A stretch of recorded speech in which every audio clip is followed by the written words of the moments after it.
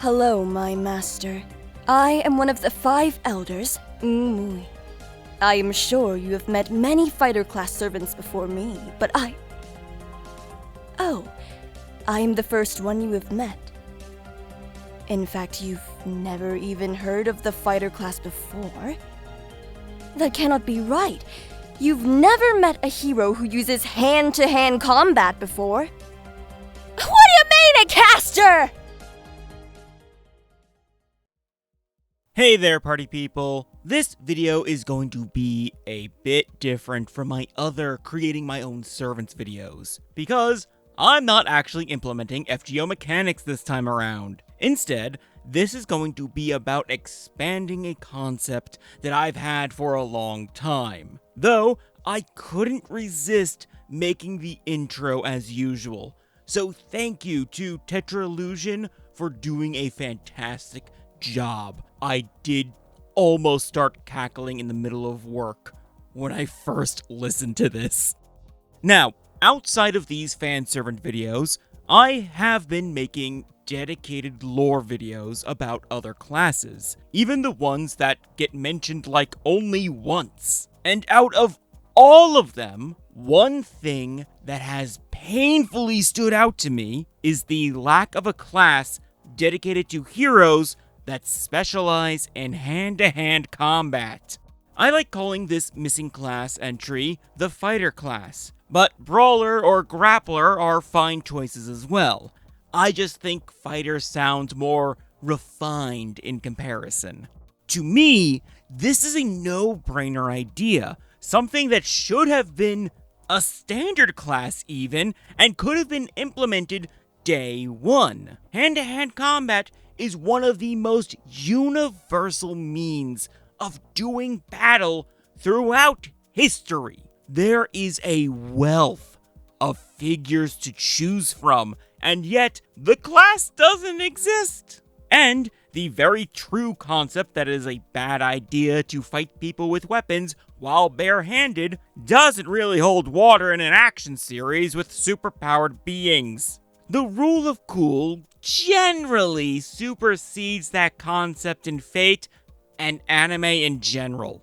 Now, I cannot speculate as to why this was never made into a class, but I can prove that it should be a class based on one simple fact. There are already several servants that fully qualify to be a fighter class canonically in Fate Grand Order alone. Let's list them.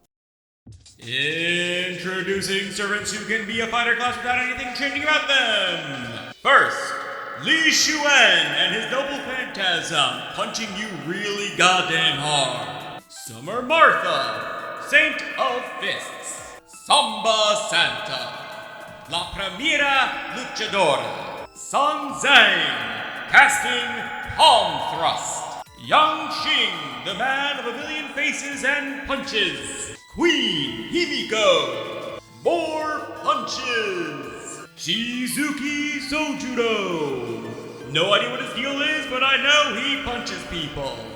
And of course, the one, the only, Bazette. You know, honestly, I'm actually pretty sure that Bazette is only an alter ego because there is literally no good class for her, since fighter doesn't exist. Also, mind you, this is not factoring in that almost every Greek and Celtic servant would definitely be able to qualify for the fighter class, even if it's not their main or best class. Also, Astrea was not included in that list because she's very ruler. Lost Belt 5 proved that. So, I feel that from a common sense perspective, and based on canonical connections, the fighter class completely makes sense to be a thing in some Fate media. And rather than continue to harp on that, I'm going to be introducing my fan servant for this fan class, Ningwei. Apologies if I mispronounced this. She is one of the 5 elders of Shaolin, and said to be the creator of several kung fu styles such as Southern Dragon and Wing Chun, among others. Art is provided by the ever-wonderful and amazing Sabina, who has provided the art for each fan servant in this series up to this final one. As with most designs, I provided details and references for what I'm looking for, and she always enhances it without fail. She also provided the art for the character on the fighter class card, with the border and background being the official design. It's been absolutely wonderful working with her on this series, and I hope to work with her more in the future. I also told her that this video would be ready in June, and I am very sorry. But on to Ningmui. As said, she is one of the 5 elders of Shaolin, survivors of a temple that was destroyed during the Qing dynasty, either in the 17th or 18th century. The event, along with the elders, while real events and people, have an air of mysticism around them for one reason or another, which, in my mind, gives them amazing standing to be heroic spirits. I chose Ningmui mostly because she interested me the most, and because, in case you're new here, I like making female characters. Most of my male characters are relegated to this fanservant series, and the others are my rendition of Batman in the Fate universe and 2 Master OCs. Folks, we like ladies here. Now, I am not a kung fu expert in multiple senses, so I'm not going too heavy into the backstory and entire histories of the styles that originate from Ningmui. This isn't a video essay, I'm just introducing a character and a class concept and hoping that Nasu sees it and goes, yeah, that's a good idea. And honestly, if that happens, he is free to make a fighter class without crediting me. Point is, I want to talk about this character as a character and sprinkle in details about the fighter class and how that operates in the system through her.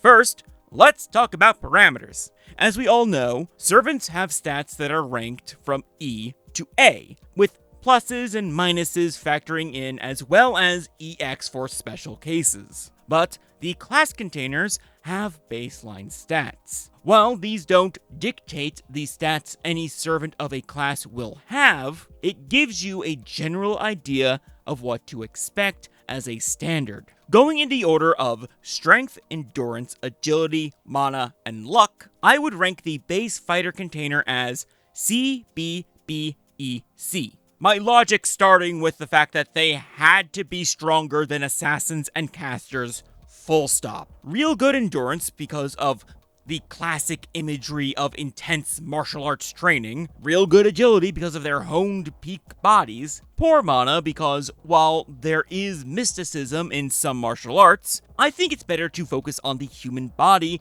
for the baseline of the class, not magic. And decent luck because it's always handy in a fight, but you shouldn't rely on it. For Ningmui's stats specifically, in the same order and not factoring in cultural influence or master, I would give her B, B, A+, E, and B. As a kung fu master, and a legendary one at that, Ningmui's strength and endurance would be undeniable, but I wouldn't call them her defining traits. That would absolutely be her agility, as showcased by probably the most prominent style she is said to have developed, Wing Chun. And this is where fact and fiction start to get blurred, as there is no one unified story as to how this style was developed, nor by who.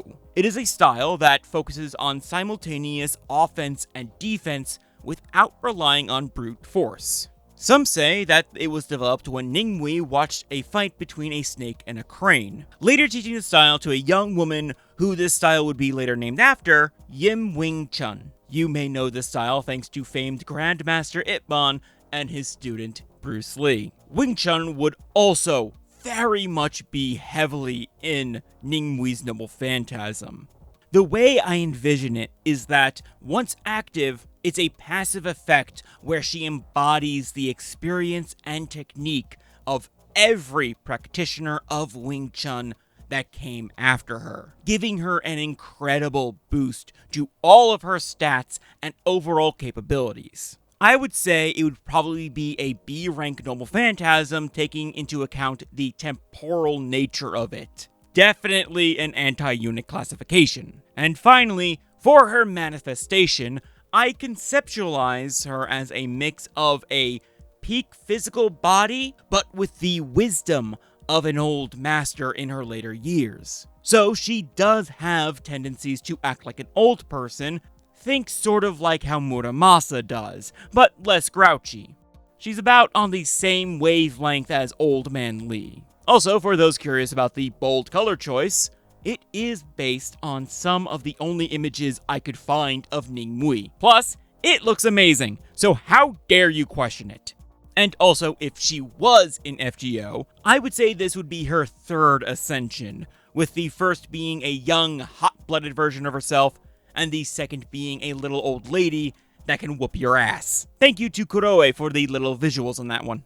And with that, that's everything I got. This main series has been a blast, but don't think I won't be making any more fan servants in the future. In fact, the video on the screen has me showing off a fan servant for a class that was left on the cutting room floor of Fate Stay Night.